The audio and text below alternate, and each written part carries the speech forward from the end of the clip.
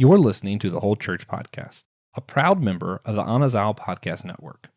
Our efforts to educate and unite the church are made possible thanks to our sponsors on Patreon, Captivate, and Apple Podcast. You could join them on one of those networks, or you can support the show by making a one-time tip on our Captivate website down below in the show's description. James 1, verses 5 through 8 in the Christian Standard Bible.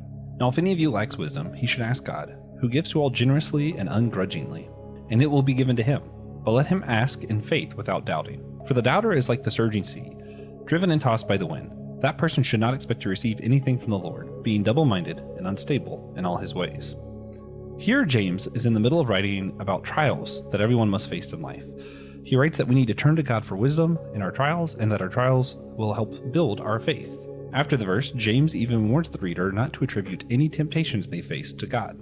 This verse seems to condemn having doubts in our struggles.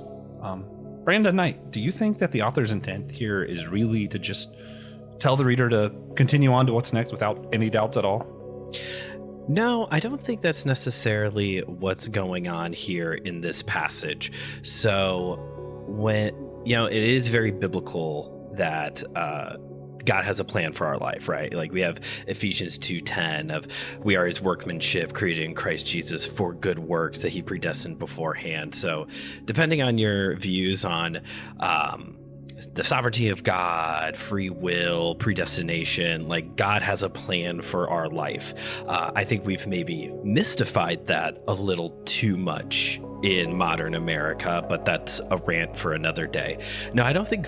All that to say is that I don't think that James is condemning people for doubting when there's change or uncertainty in life. Now, I think the emphasis here is not doubting God if you are going to pray for wisdom. All throughout Scripture, we see God inviting us to receive wisdom from him over and over again. You look at the book of Proverbs, inviting us to receive wisdom from him alone. You look at the ministry of Jesus. He talks about how we are to pray in his name. Paul talks about how Jesus and the Holy Spirit both intercede on our behalf and when we are praying. So I think the emphasis here is don't doubt God. If you are going to pray, if you're going to align your will to God's will and you're going to pray for wisdom, don't doubt that he is going to give you wisdom. James even says here, he's going to give it to you generously. Yeah. Yeah, I like that.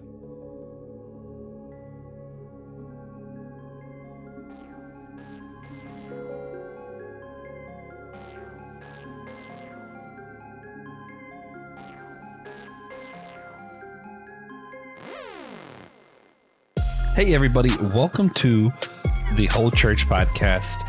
Possibly your favorite church union podcast, possibly not. Again, if you have others, send them our way. We'll have them on the show. I am Joshua Noel, and I have one job here. And I've been sent from the Lord with a message. And that message is to be the pure hype man of the man for which hype was invented. The one and only co-host, TJ, Tiberius Juan, Blackwell. How's it going? Oh, it's going. Thank you. Yeah, back with the eyes of Sauron look. Totally. I'm also here with some guests. Some fascinating, wonderful, beautiful, well-shaped head guests. The one and only, not too rounded head, Will the Thrill from Chapel Hill, Pastor Will Rose. How's it going? Good. Yeah, I feel like you're backpedaling a little bit or being contradictory because there was a time when you did call my head really round, more round in person than on screen. So whenever you see me out there, folks, in person, in the wild, you can be like Joshua and go, wow, your head really is round. I didn't mean that it was like really round, but it is rounder than it is on the camera. Like your camera like elongates it somehow. I don't know. Yeah. So yeah, the TV camera adds 10 pounds or it thins out your head. But the web camera stretches out your head. Yeah. Something like that. Yeah. But another person with a perfectly normal head shape, the one and only, the great bearded Brandon Knight, the Brown Wizard. How's it going? The Brown Wizard. That's probably a fitting. Cooler than Blue Wizards. That's probably my Yeah, for sure. Probably the class I would be a part of. And just so you know, Will, it was not the roundness of your head that struck me when we first met in real life. It's those back muscles, bro. All those years of surfing, man. I was like, oh dang, this is a good. My lats this is were a impressive? good. Yeah, this is a good hug I'm getting right here.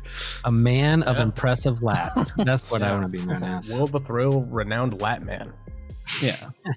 Also, A lot of definitely mileage has on those a. lats. I also feel like Will just walks like a healthy person who's in shape, Thanks. and not like I am in a shape. Like I am in that ball shape. Like he is in shape, not in a shape. Yeah. Ooh, good posture. It's all the yoga. Good yoga. Good posture. Good. Okay, and with all You this can't see it, nonsense, people on screen, but Also I just wanna let sat you up guys a little know, straighter. That's all I we're know. actually not here to talk about surfing or exercise. We're actually here to discuss what happens after you receive a call into ministry. You feel like, I need to be a minister or a pastor or something like that. Or after you've already gone to seminary, what's next after that as far as careers go? So this might be for a specific group of people or for people who are just interested in learning what that's like for other people who aren't you. I don't know. But excited to talk about it in our What's Next series, where we just see what's next and talk about different stages people are in the Christian life that are all part of the whole church. Yeah. And remember to check out the Anazao Ministries Podcast Network website. The link is below. And if you just like us and you want to talk to us more, you can hang out in our Discord server. It's pretty cool. It's an easy way to reach us. Mm-hmm. Yeah, that's accurate. Anyway, so without further ado, also check out the other Anazao Podcast Network shows. We got a few represented here and a few others on their way. Brandon does My Seminary Life and just started Kung Fu Pizza Party, which I say Kung Fu Pizza Party. He makes fun of that in the first episode, which was a fun one. He also does My Seminary Life, where he talks about his time in seminary and now what he's learning after seminary that maybe he should have learned in seminary, which is really fun. And that's the name of this episode. What's next after Will, seminary? yeah. I will say that I shared Brandon's whole podcast is this episode. I shared expanded. your Kung Fu Pizza Party with a friend who's also a pastor and also maybe a black belt, I think. So, and he said he enjoyed my favorite. It. So there you go. Yeah. This episode's actually going to be named My Seminary Life Abridged. Isn't that literally The what abridged dummy version. for isn't that what dummy for theology is too? It's like these are two guys who don't know things who are going to talk about things, and you're going to learn something from them. Yeah. Also, Will is say host. Will preaches, and then I take that and we turn it into the homily podcast. True. Right. And he might be starting another show later on this year. Laughing later. We'll laugh about this later. Something like that. We'll laugh about this. We're gonna laugh about this later. There it is. An official name that some of you out there who are listening to this may be asked to come on and share a story that in the moment wasn't funny, but then later on you laughed about it. That's the premise. And by the time this drops, all of us will have been on some joyful noises, but none of us are the host because there is no host to that show. If that confuses you and you want to learn more, go over there, find out, and maybe we'll trick you into being one of the leaders of conversations. Josh, were you I watching don't know. I'll probably Seinfeld drop when you links to came that down below. Were you watching Seinfeld when you came up with the idea of the what if we have no host as the host? Boom. I Boom. do my best to refrain from watching Seinfeld. It's not for me. Yeah. Oh. But That's a bummer. yeah, check out. There's a link to all Anazao stuff down below. Check it out. But for now, we have to get into a holy sacrament, the perfect inducer of unity, which of course is silliness. Now, for those who are going to be confused why we're doing things certain ways this episode, Will is going to be on in like 2 weeks again, so he's going to get his chance at some of the series specific questions. And since he's already going to be on, we're going to direct our series specific stuff to Brandon. So Brandon, this one's just for you. We're not doing a silly story, a silly song. We are doing a silly song. We're not doing a silly question. We are doing a silly story instead. Everybody's got a water buffalo. And today, you're part of the world's second greatest anthology next to the Bible. This one is just of silliness, though, where we all finish the same story. Once upon a time, TJ was playing ping pong against a sea turtle while on board a steam engine train when he... Go ahead and finish that for us. This is like match game. I love it. When he bet the show in the match against the sea turtle, and now I'm excited to announce the sea turtle is here to claim ownership of the Whole Church podcast. Yeah, the sea turtle, they don't have their setup yet, so they're not taking over production yet, but they do technically own the show. See, just given that camera angle, I thought maybe that was the sea turtle that has TJ's its camera. Yeah, the sea turtle is actually on top of my head, like Ratatouille. That's why I can't let you see the top of my head anymore. I gotta say, this kind of a small sea turtle. Must be a green sea turtle. He's just really good at standing on his flippers. Ah, yeah. He's a young sea turtle. I saw a sea turtle nest a couple weeks ago down at the beach, and it had already hatched. 80 sea turtles went out to the water the night before, and we were like there to see if any stragglers, and I saw one lone baby sea turtle walk its way to the ocean on its own on a full moon night. It was one of the cutest things I've ever seen. That was in my the one that life. TJ played.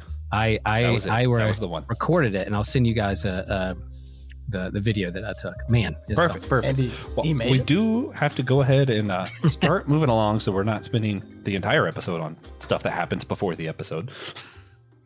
And to start this one off, we want to break down, how does someone know if they are called into vocational ministry, or whether or not they should decide to go to seminary in the first place? Like, how does someone make this decision, feel that calling, however you want to word it? You know, we came from Pentecostal background, so it's only the Spirit tells you. But then some people are like, I just kind of felt led because I saw a need here. You know, I feel like it depends on what denomination you're in, how you word this question even.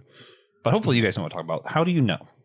Yeah, I don't mind taking this first. I within the Lutheran understanding of the call process, there's a process.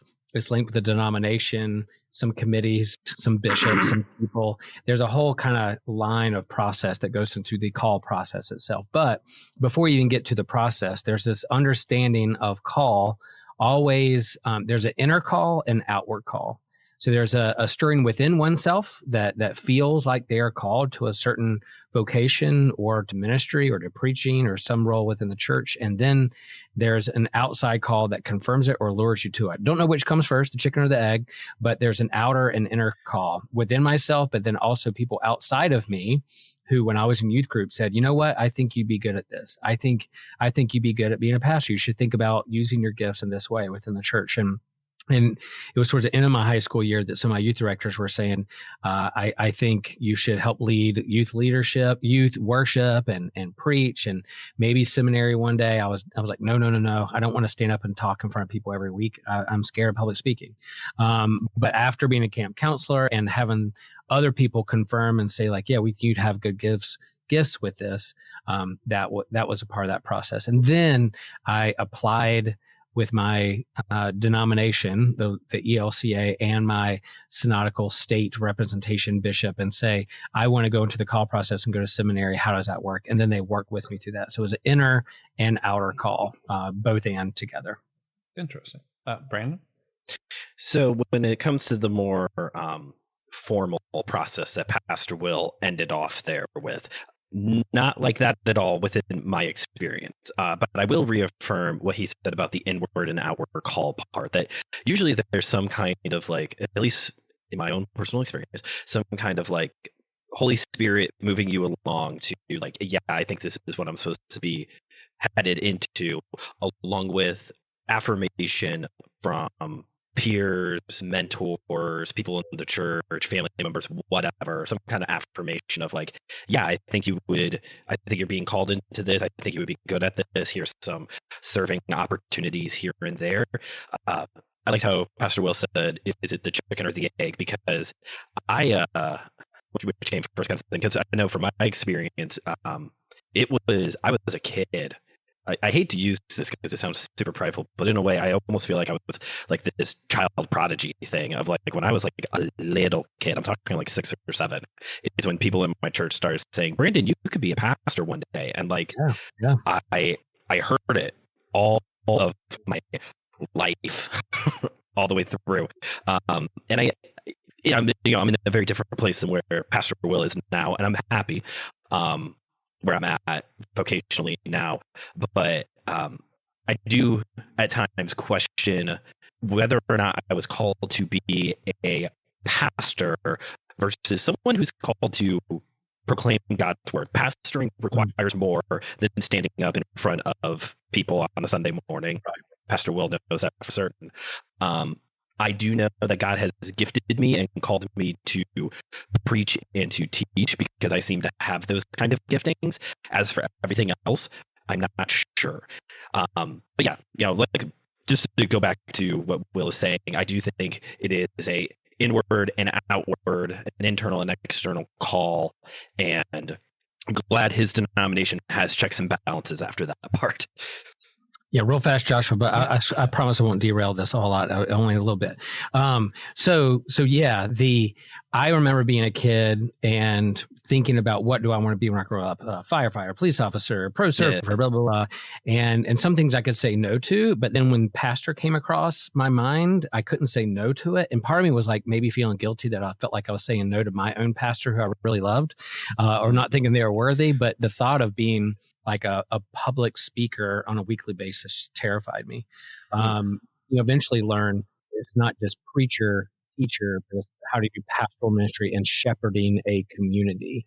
And where those gifts come from. Biblically, I think my favorite Old Testament professor, Walter Brueggemann, talks about the Old Testament just being a series of call stories. That everything is a call story. Creation was called into being. Moses was called. Abraham was called. The prophets were called. It's a series of call stories all the way through. And so Lutheranism and Luther would say in our baptism, we are all called to some ministry. There's not a hierarchy of like priest and laity, that we're all called.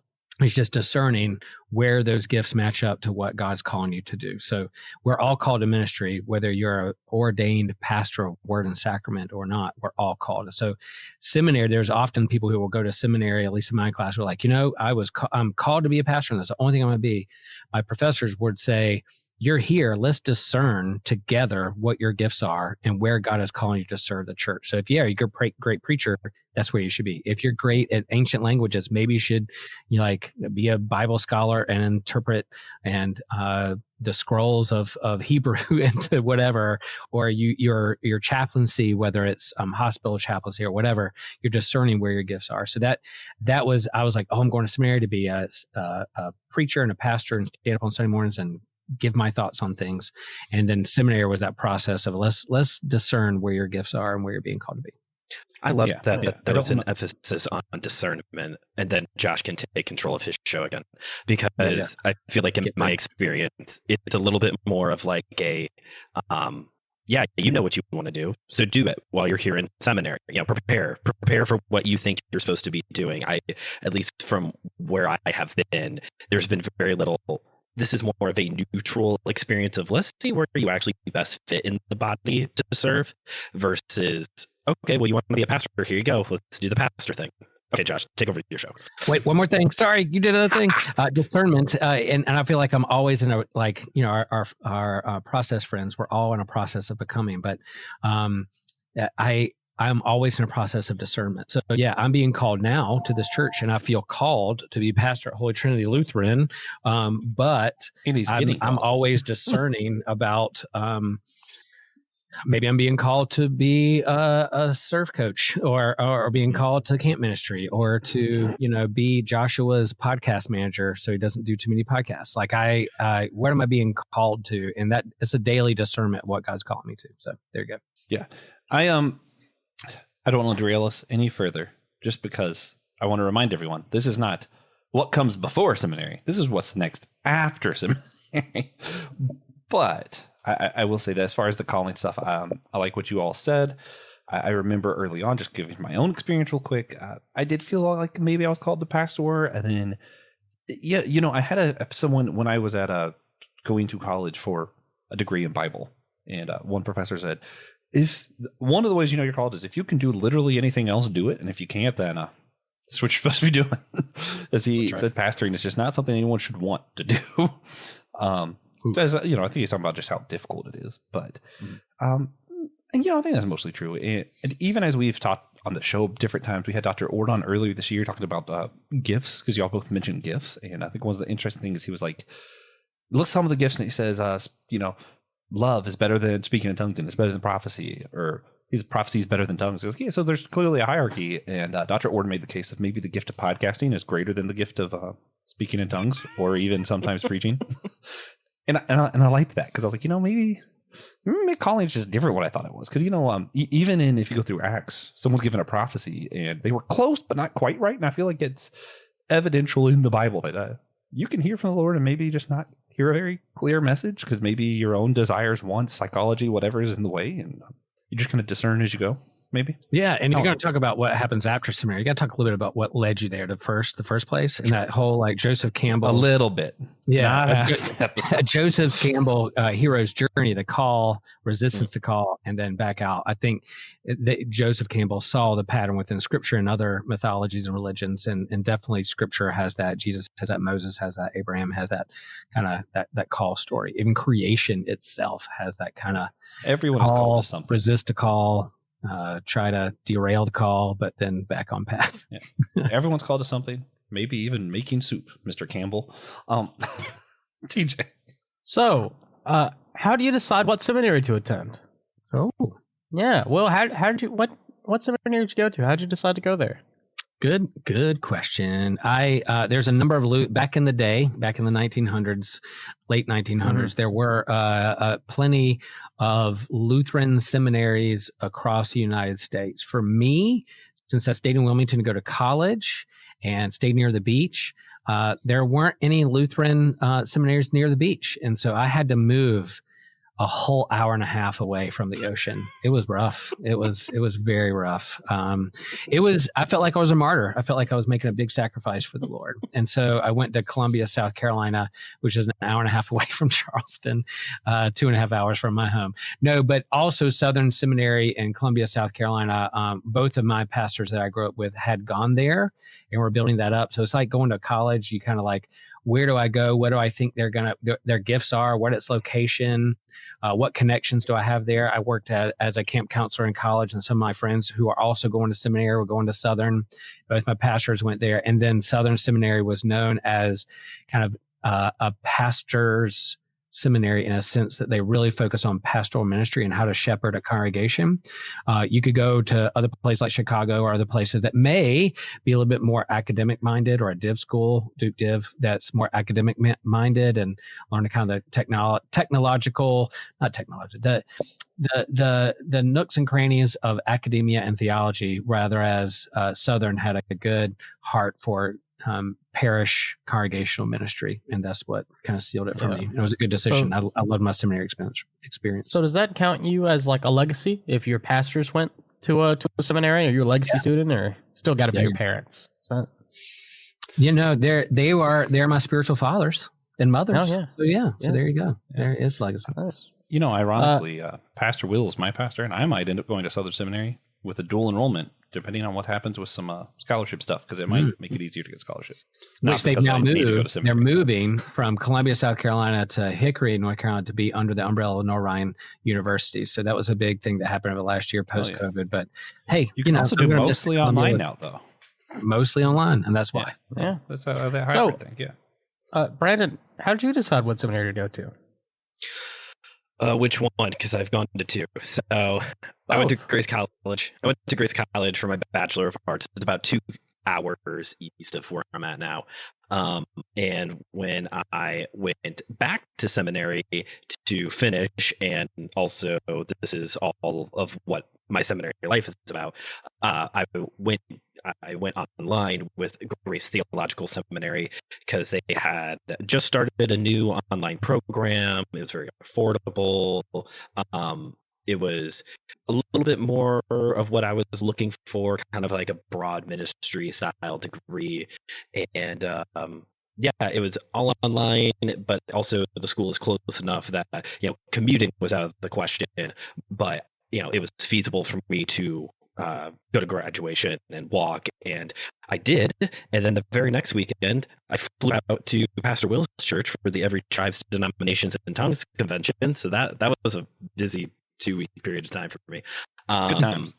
but yeah, it was really just, convenience of online, convenience of affordability. I knew some of the professors that were going to be doing the online teaching as well.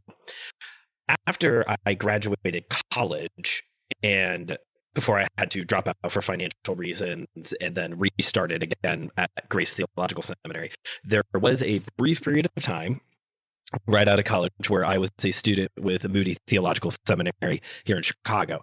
I was an online student, even though Chicago, the Moody campus is probably like 30 to 45 minutes from me, depending on traffic. It was my goal that at some point to at least take a class on campus, get the rest done online, just because I don't want to commute. If you've never driven through Chicago traffic, you don't want to. Stay away.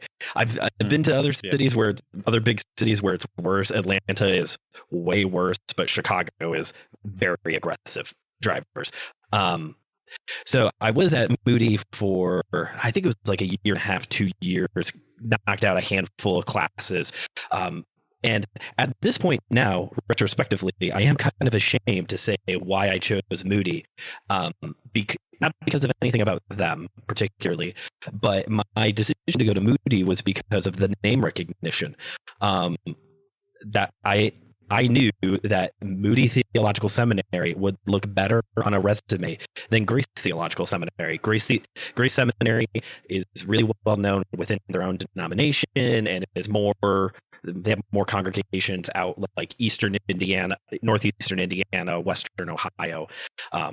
Moody Bible Institute, Moody Theological Seminary is more nationally recognized, and here in Chicagoland, it's like, those are the guys that you want to get. So I'm ashamed to say that back then my mind was a little bit more on the what looks good on a resume thing, which is, sadly something that a lot of young men and women going into ministry is encouraged to do, is to make their resumes look really good. So yeah, I was at Moody for a little bit, but eventually finished with Grace Seminary. Cool. So you answered a little bit, and you do have an entire show about it. Sure. But what was seminary like for you, Brandon? Briefly, Well, I mean, there's a show. I mean, I guess very literally what my life was like. I was an online student, and halfway through we had a baby. So it's kind of like you're drowning, and then somebody hands you a baby. That was kind of what my experience was like. I will just say this, because again, like there's a whole show if you want to hear more thoughts on seminary. One, I really prefer the classroom environment versus the online environment. Online is super convenient. Don't get me wrong. But I miss the camaraderie. I miss the random classes over. Let's go get donuts and coffee and chill out for a bit before we start on our papers.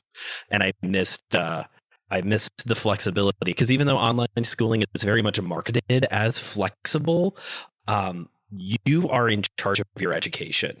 You don't have friends around you who are going to motivate you. You don't have a professor actually there looking at you, reminding you, hey, you have a paper due this Friday. Like, it's all on you to stay up on the reading, the lectures, the assignments, the everything. And so you have to be very disciplined, and it's exhausting. Yep.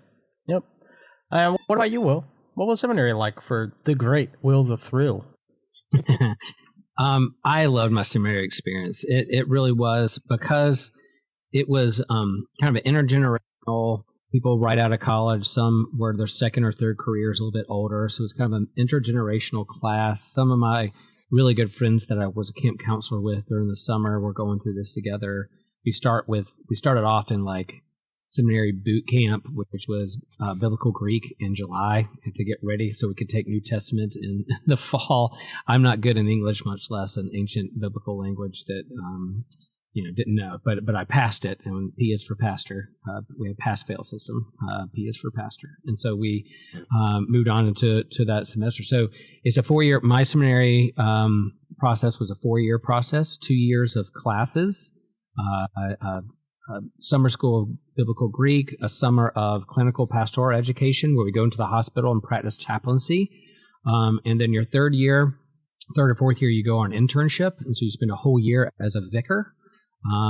someone who's not ordained, but you're basically on staff of a church, being a pastor and a minister, learning what it means on the job training, being a pastor, preaching each week and leading Sunday in groups and church councils and that kind of stuff. And then for me, it was a third year internship, and then third year come back for a senior year to process what we learned on internship and try to squeeze in as much as you wanted to learn before you went out into the quote unquote real world as an ordained pastor out in the world. So that was my 4-year process. And you kind of overlap with, those who've been before you, who have been on internship. My first year seminary, I remember the seniors who have been on internship and come back with a bunch of stories. And then eventually you become a senior and you come back from an internship, and there's people who begin their first year. So it was a neat 4-year process. In the midst of that, I'll talk about it a little bit. I'm also being tracked and supported and questioned and interrogated also by my denomination and my candidacy committee about how the process is going, with checks and balances of making sure I check out theologically, but also how am I doing? Am I going to be good for the church, or I'm going to hurt the church when I get out of seminary? So they're also making those judgments too with me. So it's kind of peer review, committees, classmates. It was good. And then, it's like, man, and even when I headed into my first call as a pastor, I felt like, wow, I just went through 4 years of seminary. Did I learn everything I need to learn? I did feel like I rushed biblical Hebrew and Old Testament. I could have learned more about that. I could learn more about the New Testament. I could be a better preacher. Wow. Do I know how to handle myself in a pastoral situation, in a hospital or emergency? All those kind of self-doubts. But that 4-year process, I think, equipped me pretty well to enter into the church, to be a well-rounded pastor, knowing that my next few years as a rookie pastor, I was still going to learn more and still learn each and every week and month. That was my process. It was great. I loved it. Some people don't have a positive experience depending on their school and their candidacy committees. There's nightmare stories of people really being gatekeeped and having a hard process because they feel called, but people are slamming the doors in their faces. I get that. For me, it was relatively positive and built me up to equip me to be a well-rounded pastor church. All right. So we mentioned it earlier, Will is going to get his chance to shine for our What's Next specific questions. But now, Brandon's in the spotlight. So, Brandon, this series, or What's Next series, started off as a bit of a joke. Right out of the show, so we joked, we're just going to ask a bunch of guests what we should do next. And we've talked to, like, church leaders, like Will and a lot of our friends, you, Brandon, and all kinds of different people from different traditions and ethnic backgrounds. We've spoken to people from all over the world, and we've done series on church offices, worship styles, anything you can think of. We've probably at least talked about it a little bit. But, Brandon, what should we do next here on the Whole Church Podcast? What should you do next? Well, have you ever... I don't even know all the things you have done. Could you do something like Neither do we. Could you do something like I love books, so my head immediately went to books. Could you do like a series where in each episode you read like a book or review a book from each denomination that's like, this is by the guy or the woman who is like the most well-known person from there. So obviously you would read like a Martin Luther for the Lutherans, a John Wesley for the Methodists, do you know what I'm saying? Something like that. Yeah. Like, okay, here's the highlight reel of everybody's library from different denominations. Yeah. We could learn to read and then do that series. Yeah. Well, or I love that idea that you have like maybe it's the most well-known text from John Wesley or Martin Luther or something like that, and then you have a different representative from each denomination commenting and talking about as church unity, what they get away from it, that kind of stuff. That'd be kind of fun. Will just wanted to make sure he was here to talk about the 95 Thesis and whatever else. Gosh, they're so boring. There's a few good ones in there, but a lot of repetitive stuff. Try to read them all the way through. That's my kind of jam. What are you talking about? I know. Yeah. It's like reading the Constitution, which Joshua loves. But quick derail moment. Christian Ashley sends out his text each time he's about to start a new book on Let Nothing Move You, another Anna's Out podcast for everyone to check out. Mm-hmm. And he's like, oh, we're doing Leviticus. Josh, what chapters do you want? I sent to you first. And I was like, oh, good. You took first of all of them. But if not all of them, here's this list, which is probably still half of them. Yeah, when he sent it to me, he's like, here's all the ones Josh took. And I said, of course he did.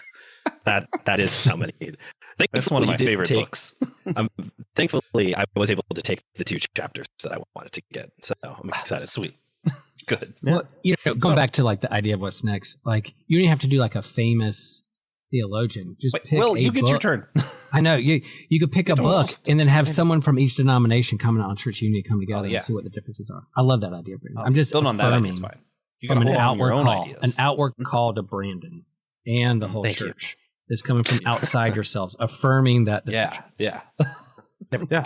So you could even do it like you could have Will on to talk about the 95 Theses, or you could have someone like Joe Day on, who is not Lutheran, talk about the 95 Theses. You know what I mean? Specifically not Lutheran. Specifically not Lutheran, like a to try to work the whole. Will can be on every other aspect episode except for that one.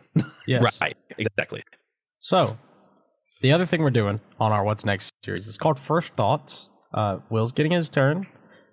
Brandon, from you, I need a number 1 through 26. So I don't answer this one. I'm waiting Not this because one. I'm going to be back in 2 weeks. Yep. Oh, I'm going on mute now because it's going to be hard not to respond. 24. 24. Okay. That's I feel funny. like I'm on a game show. So the way this works, first thoughts, I'm going to give you a word. You are just going to say the first thing that comes to your head when you hear that word. We're going to go in a random Not a order. whole. You don't have to do one word. TJ only gives you a word. You can say as many words as you want. Whatever your first thought is. Yeah. Oh, okay. This isn't like a word Whatever your first association thing. Gotcha. Okay. It's sort of, but not quite. You know, Not like a one word response. not Gotcha. not. If your not first thought is a exact word. picture, tell us the picture. Okay. Yeah. Yeah. So we have 26 words here. You decided to do 24 of them. So platypus, Paris. Trinity, Triangles. podcast, Anazao. I am doing just one word associations right now. That's fine if that's your first thought. Okay. Marvel, Not as good as DC. trumpet, Trumpet. The Imperial song, Listen to the Trumpet of Jesus. Imago Dei, Imago Dei. Something that people really like to toss around, especially when they're trying to win an argument on pro-life things. banana, Banana. Delicious fruit. Islam, Could you say that one again? I didn't hear you. What? Islam, Oh, Islam? Another religion. Hanukkah, Hanukkah, one of my favorite holidays. politics, Not one of my favorite things. Beowulf, But a book that is like on the tippity top of my to be read list. Like I've never read Beowulf. Tolkien has written like his own translation of it. He's written papers on it. So it's a must read for me. I'm really excited to get to it. it is really good. Animation, Animation. I love cartoons. That is my preferred form of entertainment. I love analyzing animation styles, and I guess I just don't have the attention span for those like very professional, drama shows that are more than 45 minutes long. I need like 22 minutes. yeah. Bible, A book. inerrant, That is a term that people use to refer to how reliable the text of Scripture is. Jack, The Ripper. really, poetry, In motion. money, Evil. Eucharist, Eucharist. Oh, that is the term that people use for communion that scares the denomination that I came from. dragon, Quite possibly the most powerful of the mythical creatures outside of the majestic unicorn. panda, Panda. Kung Fu Panda is one of the most beloved modern children's films. God, In one word. Wow, that's a tricky one. God is the... Why am I having such a hard time with this one? Wow, that's so big that I'm like, what do I respond to that? God is the creator of all things. zoo, Too big was a thought. Too big was a thought. I guess that's true. Yeah. What was it? What was the next word? I'm sorry. Zoo. Zoo. One of my wife's favorite places to go when we're on vacation. We always look for a zoo to go to. All right. We did platypus first. Yes. Jesus. Jesus, God's only son.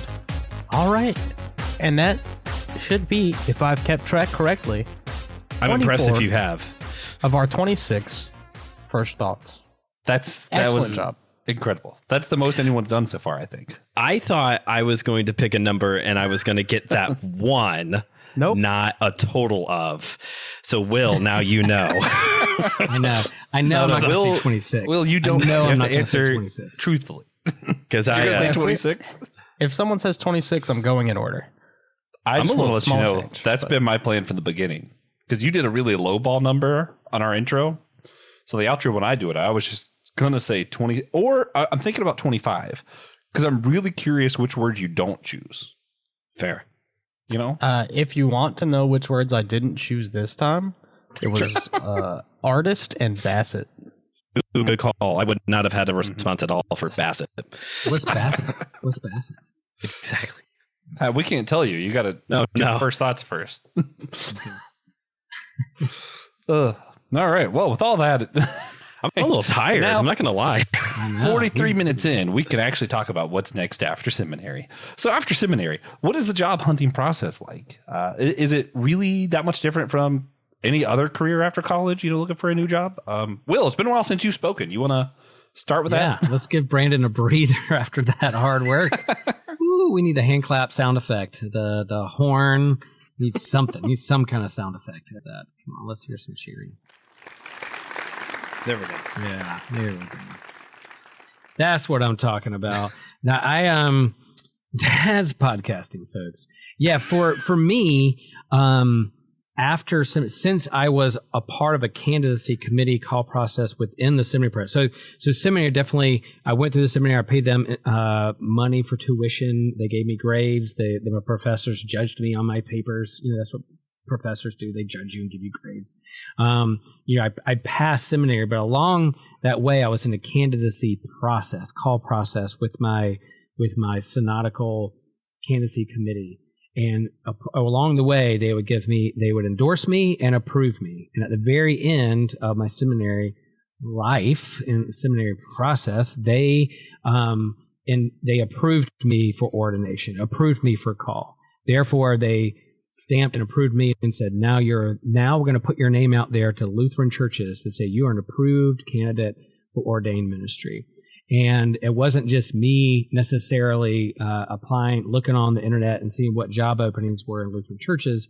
I was connected with my bishop, and the bishops of the ELCA every year at a certain time of year, they have all the names of the seminarians.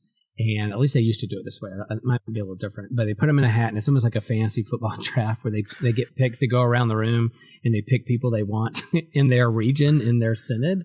And then once they get picked and assigned to your synod, then they look for churches that have openings that match with your gifts. So for me, I was assigned to Region 9, which is the Southeast, and then the Bishop of Florida picked me first in their first round or whatever. And then Bishop Trexler said, all right, Will, fill out this almost like a job application where I like some essays and I get to check off what I think my gifts are, or I want to go into youth ministry, I want to be team ministry, I want to do these different things. And then he looked in Florida and found a church that matched those gifts and said, hey, here's a candidate I think would be good for you. And then that church will interview me, and we're both interviewing each other to make sure we feel like it's a good match. And then the congregation extends a call to me and says, Will, we want to call you as one of our pastors, and I can accept or reject, that kind of thing. So it is like an interview process. I do have to fill out my rostered leader profile, which is like your resume, and then you're working with both a bishop and a congregation to see if there's a good match. We just went through the call process with our new campus pastor, Pastor Katie. She wrapped up seminary and then was on internship last year, kind of a fourth year, final year internship. And then I got permission from our bishop to talk to her. And then in that interview process, we both felt like we were a good match, and we extended a call to her. So that's how that works. Now, if I left Holy Trinity to take another call, then I would talk to my bishop and say, I'm open to another call, and this is the area, this is my gifts, this is where I want to go, and then it'd be another different process. But after seminary, it's a little bit more like you're working really, at least within the Lutheran denomination, working really closely with the denomination to be like a matchmaker thing. They're not telling you where to go. You still have some autonomy to interview with a congregation, and they have a choice as well. It's not like the bishop. There are some churches that do that, Episcopal and I think even Catholic will say they make an appointment. The congregation has no say in the matter. It's a both and with us. It's a suggestion and then maybe interview. Yeah. I hope that makes sense. Yeah. I desperately want the seminarian draft to be televised. Yeah. That sounds amazing. That's like on ESPN, the Ocho. Yeah. Yeah. Yeah, exactly. Some religious channel, it live streams it. Yeah. I think it may be a little different now in terms of assignment to get away from that draft. I think I've been coming up on 25 years of ministry, so it was a while back. I think they may do things a little differently, but in terms of coming out of seminary, there is assigned to regions and to synods and working with the bishop's office to work with congregations to make sure there's good matches to seminarians coming out of seminary for their first call. Okay. So I really love that we have Will and I both on here, because we definitely have had two very different experiences, it seems like, with this whole seminary thing.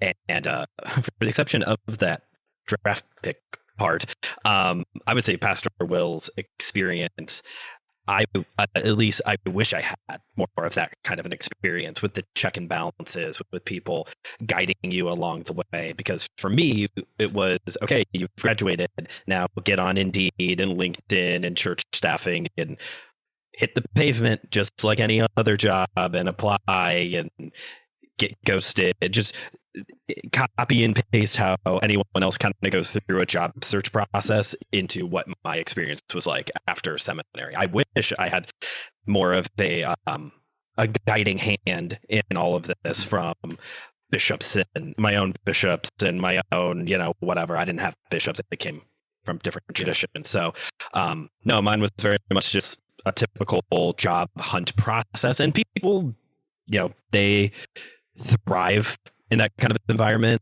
I know for me, one of the difficulties I ran into very early was that even for very, like, you could call it intro work in ministry, like internships or like youth pastor jobs, those jobs that we sadly do treat as like intro jobs to kind of vet people for senior pastor roles. A lot of them were like, hey, you need a master's in divinity in pastoral studies and 5 years worth of experience that I cannot get unless somebody hires me, but they're all expecting me to have 5 years worth of experience and a master's in divinity. I have a lousy MA. What good is an MA going to do you other than put me more financially in the hole? So I say, I know I'm kind of coming at it hard, which is partially on purpose, because I feel like when you have a podcast that advertises itself as a show that talks about seminary, the assumption that is made is that, oh, this guy is just pro seminary and is going to tell everyone to go to seminary. I'm not. I'm going to tell you where seminary has done me well, and I will tell you how seminary has failed me. And so I'm leading a little bit more with the bad news part. There is good stuff. There has been good things that have come from my seminary experience that you can get on the podcast. But yeah, it's no, I wish the job hunting, I don't have really anything positive to say about the job hunting part, if I'm being honest. It was rough through and through. Yeah, and I'll just follow up and say that, like, there's definitely like some pros and cons of both. Like, I know there's people in my world, denomination world, people who would feel like that sometimes the bishops and the synods would more micromanage and be a hindrance and really be gatekeepers with them when they just wanted the freedom to go find their job and get out there and do ministry that they feel called to do. and so they might want more of the freedom and autonomy to go out there and hunt down their uncalled church that they feel connected with, rather than having kind of the middleman, middle woman doing it. But for me, it was helpful to have that hand all the way through. And then I could say I want to be a part of team ministry. I want to do youth ministry, those kind of things. They'll hunt down churches for me that they think was good at matchup. Now, after my first call, looking for my second, we moved back to South Carolina for my wife to go to school, and then I was like, man, what's next after first call? I did this. My parts of it were good, parts of it was rough. I don't know what I want to be when I grow up. Who am I? My pastor identity. And then eventually that bishop worked with me to find a second call and a good match for me and my gifts that really helped me become the pastor who I am. I mean, my first call did too. There was a lot of good things about it. But so anyway, the each stage of discerning where you feel called to is important. Yeah, after seminary, what's next? I'm sure finding that first job. It seemed like after college, what do you do? Where do you find a job? Yeah. As soon as he said that after first call, what's next? My mind immediately went to, we've had one breakfast, yes, but what about second breakfast? We've had one calling, yes. What about second calling? I will say that's the bonus episodes. What's next after first breakfast? After first breakfast. Oh, that would be fun. I will say this: hindsight of 2020. Actually, we shouldn't say that anymore. In retrospect, I'll stick with that one. In retrospect of like my own life journey and where I'm at now, I do appreciate. I learned so much in Bible college and in seminary. I have so many great books. I feel so equipped to do ministry now. I would say purely from a like intellectual academia standpoint, I think I would have made some different choices. I think I would have maybe went more towards like the humanities route, maybe gotten like pursued a master's in literary studies, because those were always like subjects that I enjoyed in school: theology, history, literature, English. So I think there would have been, given the opportunity to do it all over again, I may have made some different choices, but overall, I can't deny the fact that like God used all of these experiences to not only prepare me for ministry, but draw me closer to Him as well. Yeah. And I think that's one thing like people talk about when you go to college, finding something you love. Part of the reason isn't just because you'll like enjoy your work, but part of it is like when you enjoy something, that's when you make those connections. And honestly, the best way to find a job is with connections. So if you're already doing something that you're going to be in the community of, it makes it a little bit easier. Like TJ and I do end up having connections with a lot of like really geeky people and Tolkien Society kind of people. I know like a lot of people in the C.S. Lewis Institute, and I'm like, man, if I would have, honestly, everyone would have, this is just free. If everyone would have advised me against doing any C.S. Lewis studies for college, I mean, like that's a waste of your life. But right now, if I had a degree in C.S. Lewis, I have enough connections, I could actually get a job in that. So it's one of those like, do what you love, because that's where you're going to make the connections. It's true. Yeah. Also, ironically, it's part of why my favorite legal podcast, two hosts, one of them says, don't ever go to law school until you've already been working in law, because then you want to do it. And then the other one goes, nah, do it even if you're not going to do law, because it opens up a lot of doors. And I'm like, people have different perspectives. Don't go into law until you've been arrested, then go into law. Churches. Almost like a bunch of churches. Donald Trump's next career. Yeah. So a lot of people find out during college or seminary that their beliefs about God just aren't right anymore. Don't line up for them anymore. And lots of seminary students go through sort of a deconstruction. For people who discover that they don't believe like they used to, how should they navigate finding a career after that? Will, do you want to go first? Or do you want me to take this one? Yeah, I just think, I say this all the time here in other places, like 20-something Will is different than 50-something Will. And first call Will is different from third call. and we evolve and grow, and you hope that if you find yourself not in line with your own church's or denomination's line of belief, then don't suffer in it. I mean, sometimes our livelihood are attached to salary and benefits, and so you have to stick with it for the livelihood of your family and keeping a roof over your head. So I totally understand that. There's a certain privilege that comes for me in keeping my job for doing that. But if you're not happy and you don't align with that particular tradition denomination, then you need to find a different place so you can flourish as a human.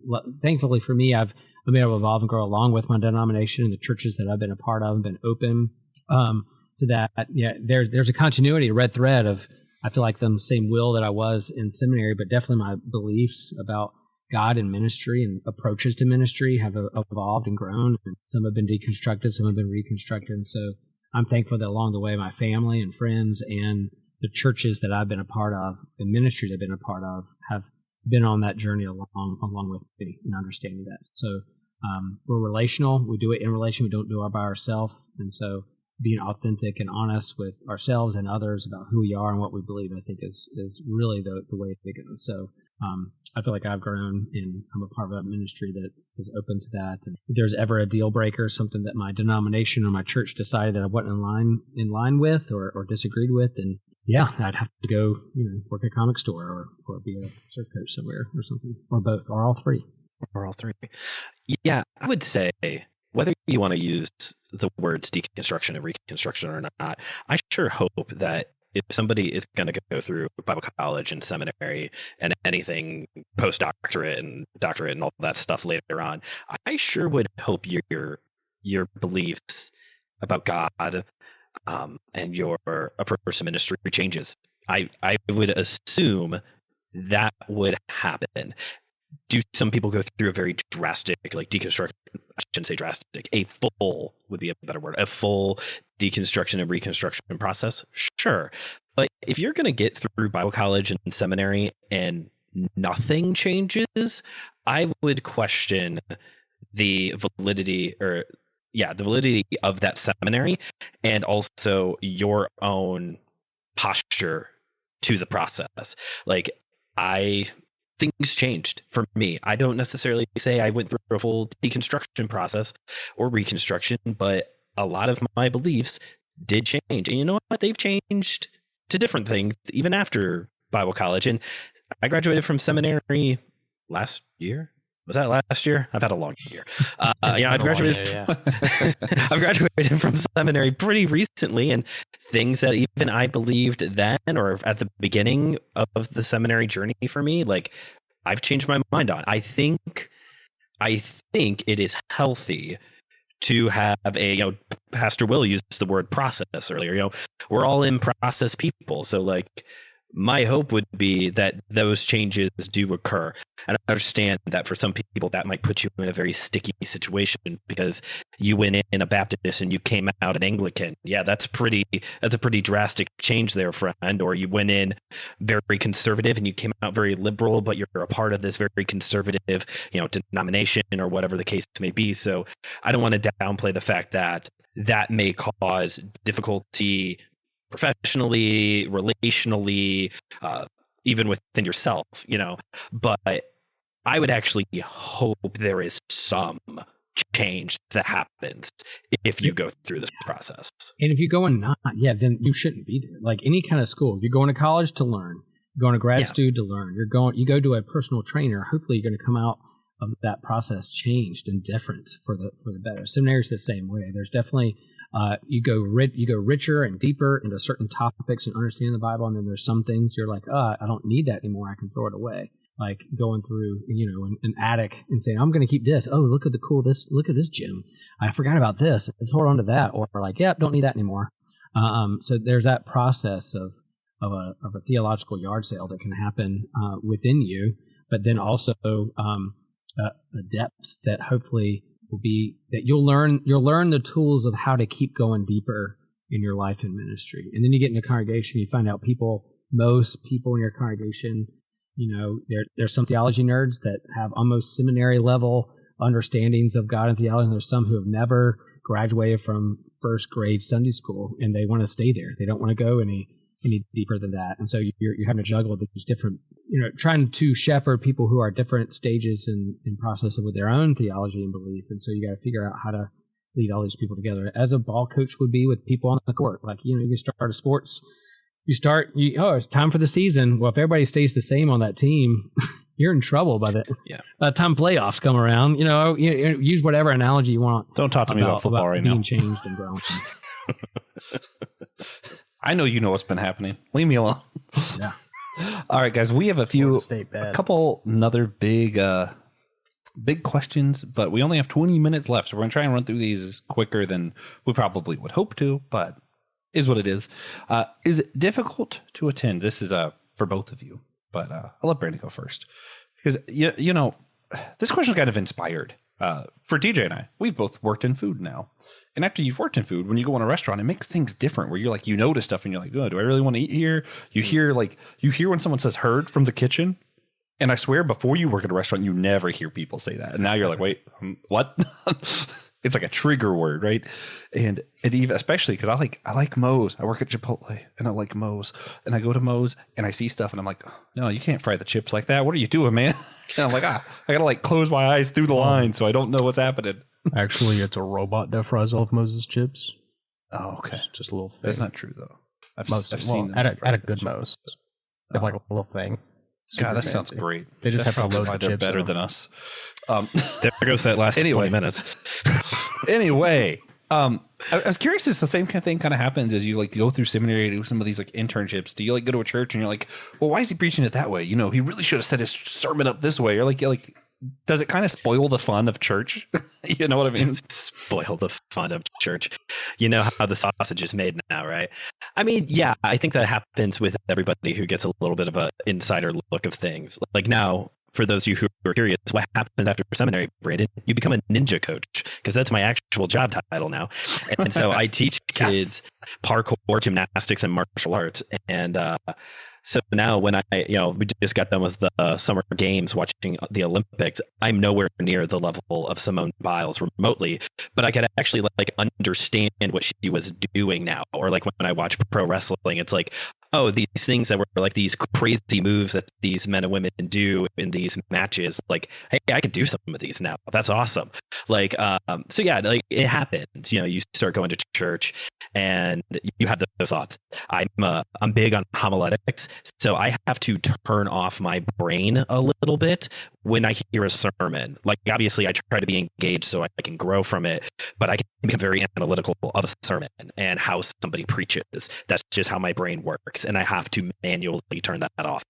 Same thing with with my pulpit supply ministry. I go around, I see all these different churches, and it really does make me question, why does this church run their worship service this way and this one completely avoids it? Like Pastor Will's church, the high liturgical style, doing church calendar and all the readings, and my former home church sings 4 of the most current worship songs, does a virtual offering, prays, and now we're on a 45-minute sermon. Like, why did we skip all these other great things? Like, let's read the Bible together. That sounds cool. So yeah, like once you get exposed to how it could be done, like it does make you question. I just did a whole episode, actually 3 episodes with Joe over at Buddy Walk with Jesus, where we talk about this a little bit more in depth of like, you also have to wrestle with what is actually biblical way to do church versus what is your personal preference. Like preferences are important, but kind of like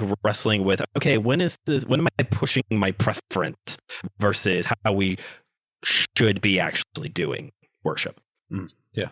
So this past Sunday, when you and Cooper watched my children's message, you were like, why is he using 2 foam fingers on Rally Day rather than 1? Yeah, totally. Hold on now. What's going on here? What is the matter with Will's hands? Great question. I think it's the shape of Will's head. Anytime that you know how something works, it's hard to be kind of like, I'm not a leader within it or just like a casual civilian within it.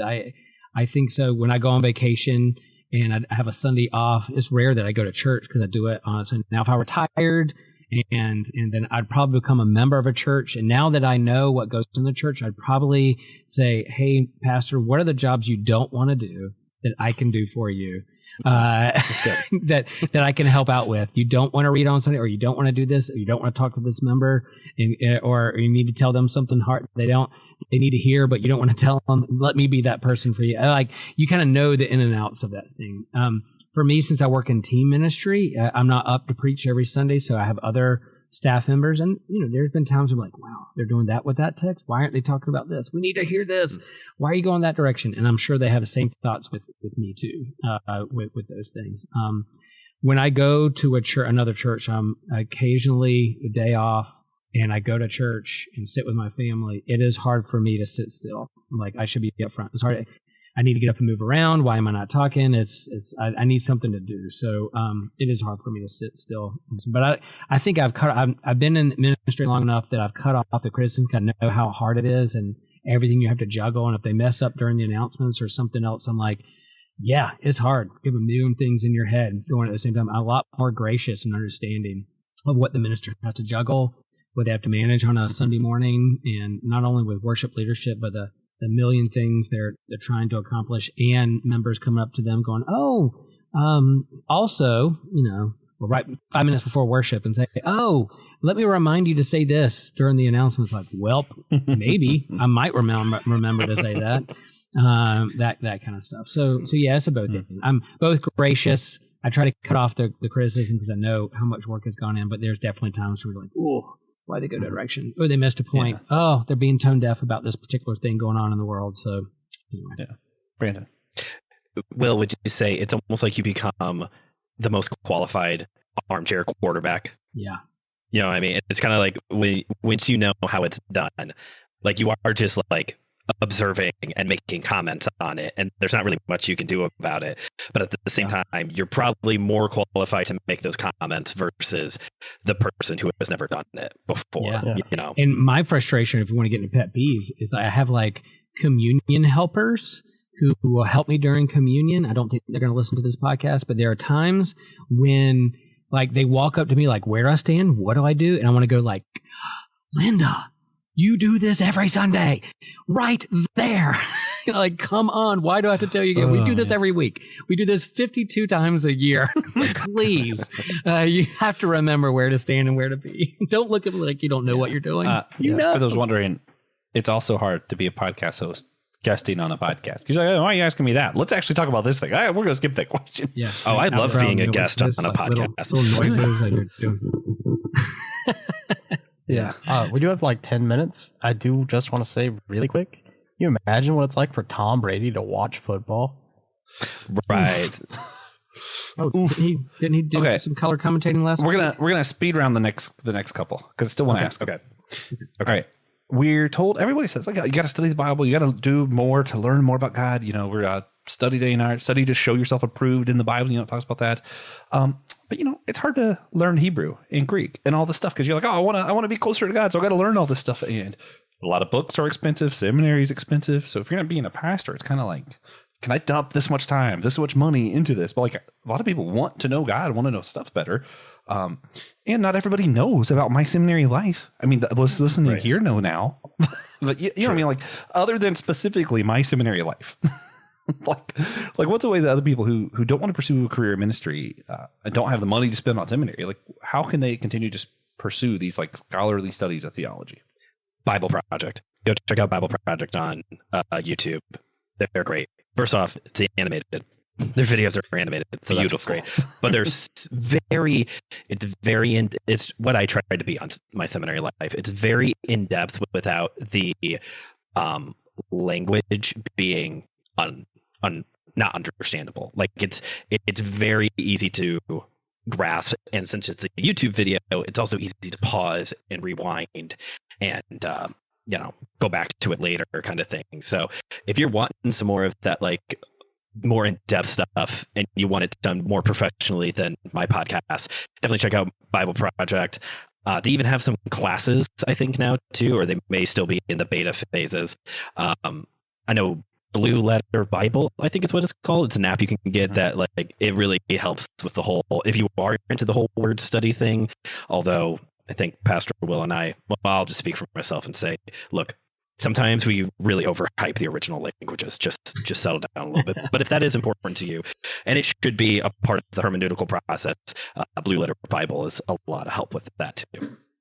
Also, just for a spoiler, because I did a hermeneutic episode with Brandon, and we talked about some of the original language stuff and puns in the Bible. Oh, yeah. The first one that came to my mind, this is just to explain to people who listen to this. I didn't say the first one that came to my mind, because it's just not really that appropriate. But look up some of the references to Babylon.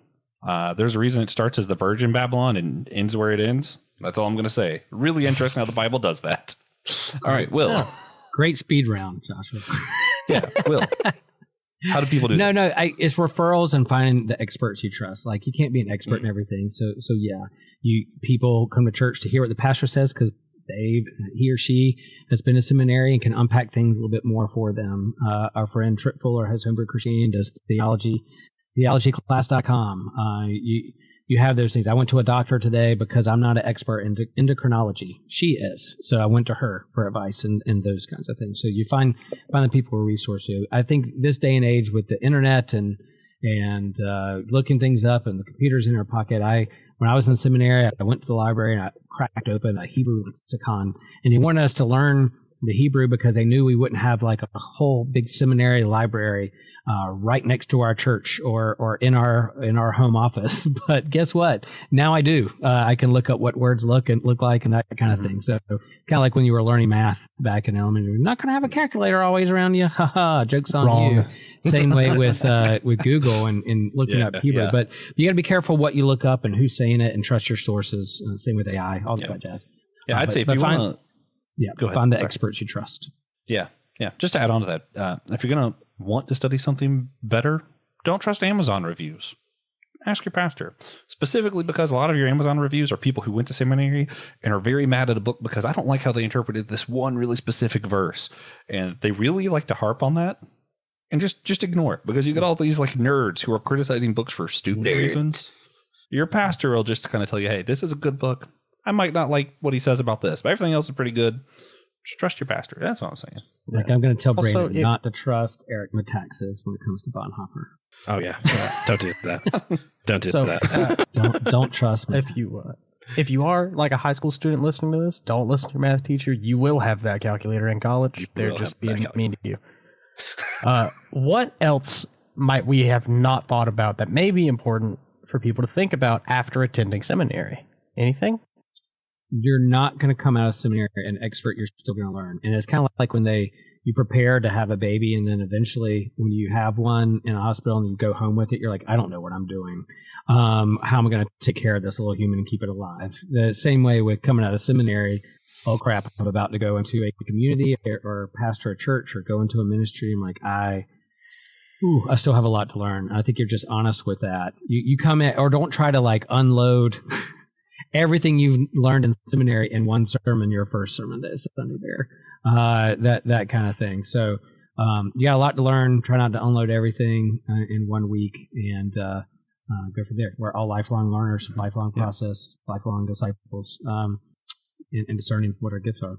Yeah, I'm being bad, but that's also why I hate the term Masters of Divinity.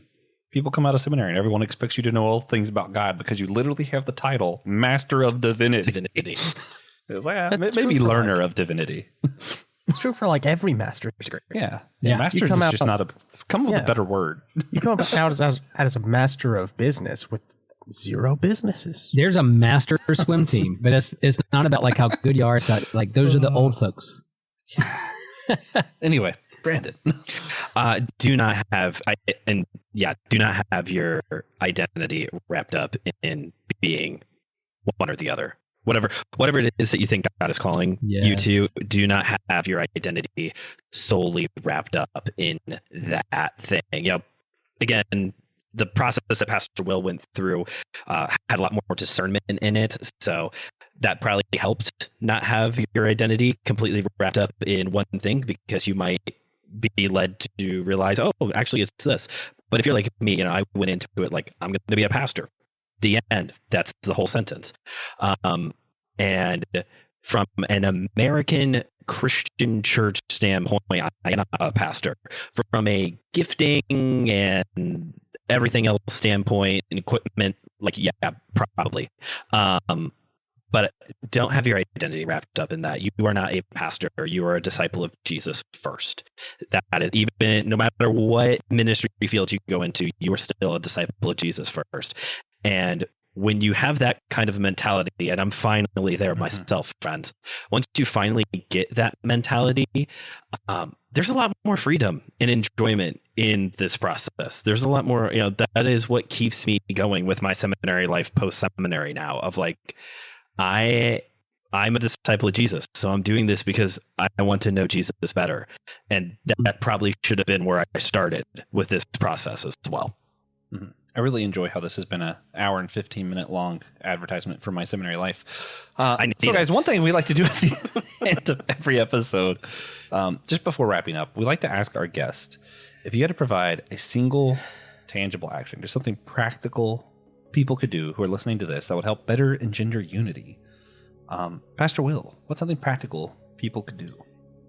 Okay, folks, if you have a new pastor, if you have male or female, right out of seminary, and they're part of a staff or whatever, please don't use demeaning words like junior pastor. I've said it, rookie pastor. They're like, oh, they're just the ones, yeah, there's a bit of hazing when you come out of things and you're the new person on staff, passive aggressive or aggressive.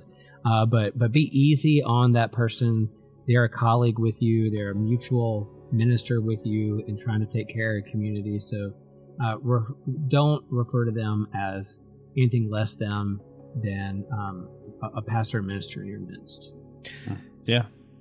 As for me, I will say, get to know your local seminary student. Don't just assume that they are a part of the machine, that they are privileged, or think that they're better than you because they have a piece of paper that says divinity on it.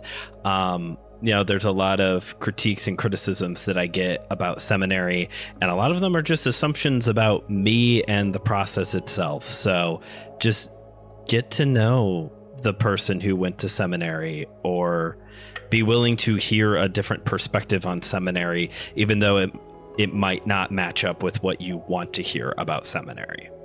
Yeah. So what happens if we start, using nice comfy terms for our new pastors, and we start getting to know our seminarians? What changes? I think you just have a mutual respect for one another. You don't see us as hierarchy, as you're below me or below the other pastor or whatever. You're on equal footing, and you're in a co-minister situation and in a sense of respect. And it also always helps to get to know somebody deeper than just like what your expectations or labels you place on them. They may be totally different than what you've already labeled them to be. Yeah, we're all a geekdom of priests. That's basically what I just said. Yeah, I don't know if there's anything else I could say towards Pastor Will there. It's like, in the end, we all just, I think if we did something like this more, there would be a more respectful, loving community. One not based off of assumptions, but off of actually hearing each other's stories. Yeah. So, before we wrap up, we'd like to ask everybody to share one where they saw God recently, whether it be a blessing, challenge, Bible worship, whatever it may be. Joshua, please go first. Always. So sort of a two-parter. Quick two-parter. Today, alone. Or no, yesterday? I don't know when things happen, guys. I cut my thumb. Well, not at work. At home again. I'm using knives not at home. Bad. So I got like you can kind of see it. Yeah, right into the nail there. It wasn't super pleasant. But then, what's really sad is I don't even remember. Something happened today that was just really nice and pleasant. But I can't remember what it was. But I do remember my thought afterwards of just kind of that Philippians 4 of like, I can do all things through Christ, and like its actual context being of like, no, literally all the things that I do are through Christ, not I'm able to do anything, but rather all of the stuff, cutting my thumb, whatever that good thing that I did that I forgot was, all of the things I'm able to do through Christ. And just kind of remembering like, oh yeah, he's there in all those moments. Florida State last year went undefeated till the last game, and he was there, and they're going completely defeated this year, and he's there with me watching those games, sat on the couch. Yeah. Yeah. So for me, like a moment last night, I was closing my store, as I'm wont to do now, and we just kind of started talking. Someone's cleaning the line and cleaning the tables. I'm cleaning off the rice shroud, and the crew members that are still there start talking about their spirituality and what they believe about heaven or hell. And I'm like, oh, you're not going to believe this, but I know a thing or two. And That was just a cool moment to have. It doesn't happen all the time, especially with the younger generation, because buckle up, they were both born in 2006. Man, Whoa. TJ calling someone else the younger generation. Right. That's my God moment. That's my God moment. And Realizing we're old. and I love the fact that TJ's like, hey, young kiddos, I got a podcast. You know what radio casts are? It's this thing you the play in your turn the pocket. chair side backwards thing, sits down on it. Walk into the lobby, grab a chair, and bring it back into the kitchen and sit on it. Yeah, I love it. Should have. Yeah. So Will, let's have you go first. Do you have a God point for us? I do. It wasn't that long ago, maybe a week or two ago. I went to my fantasy football draft with my guys, our Lutheran pastors. We were on a lake, and there's a paddle board, and I was like, "Oh, I'm gonna go get on that paddle board." While everybody's still sleeping, nursing whatever they drank the night before, and I paddle out onto the lake. And as I'm paddling, I see like this mama duck with a bunch of ducklings kind of swim away, and I'm like, "That's cool." But then I hear this sound. Like, what is it? That weird sound. Well, it was one duckling kind of left behind, screaming like, "I'm alone. Where am I? Where am I? Where am I?"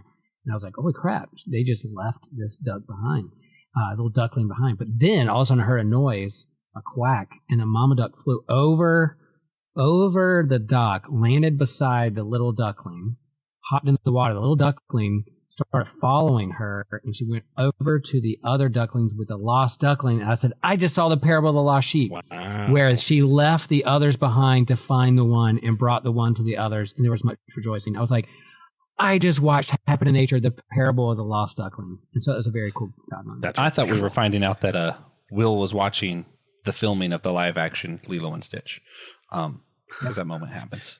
Anyway. I was expecting a duck to pop up, like he has a duck now. I was like, look, and guys. I now have a pet duck named TJ, born in 2000. No, Yeah.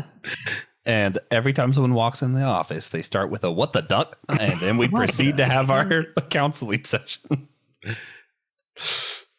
Does that mean now? We bought a house. Sure. We bought a house, and we're moving 20 minutes east of where we are now to a little lake town. We got a lake. Whoa. It's the Midwest, so those things happen. We're excited that this has been like a whole year-long process for us now of trying to find something. We kept getting outbid by all those house flippers who were then going to buy the house cheap, make it really valuable, and then sell it for a profit. So it was nice. We just finally got lucky, and it was it was an estate sale, and they had much higher offers, much higher money or actual cash on the table. But they found out we were a young family with a 2-year-old, and they're like, you should have the house. You should get it. So really excited. 3-car garage and a shed. Got the lake down the road. Pretty good sized yard. It's definitely a step up from where we are now. Yeah. And this is when we announce the next every denominational tongue conference at Brandon's house. Yeah, It's only Brandon's us house. 4 and lots of beer. There we go. I'll grill this time. It's a very small conference.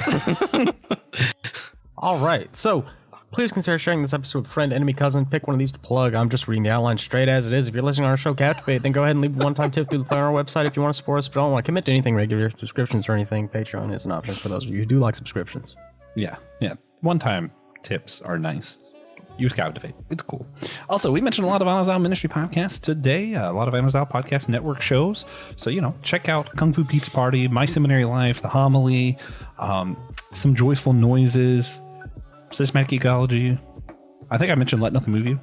All those things we mentioned, you can see it. There's a link down below that says Anazao, and you can see all of those shows. Super cool. Yeah, we hope you enjoyed the show. Next week, we're going to have on Joe Day to discuss what's next after a split in ministry. After that, we're going to have Will Rose on again to discuss what's next after COVID, political violence, etc. Then we're going to do a review and finale to this What's Next series. And finally, at the end of season 1, Francis Chan will be on. Perhaps. Probably. That coward. Talking too fast. That You're talking coward. so He's fast. got to get here eventually. Yeah, slow the show down if you want to understand the last 10 seconds. Or ask Francis Chan. 0.75. He'll interpret for you. He's willing to answer any questions about the whole church podcast. Yeah. Everyone, please email him and ask him about this show specifically. Yeah.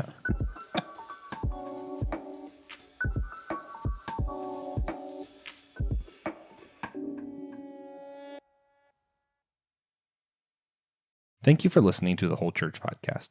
We hope you enjoyed the show. Remember, you can always sponsor our efforts to educate and unite the church on Captivate, Patreon, or Apple Podcast. If you're not into the subscription thing, again, you can leave a one-time tip on our Captivate website down below in the description notes. Thank you again, and please come back next week.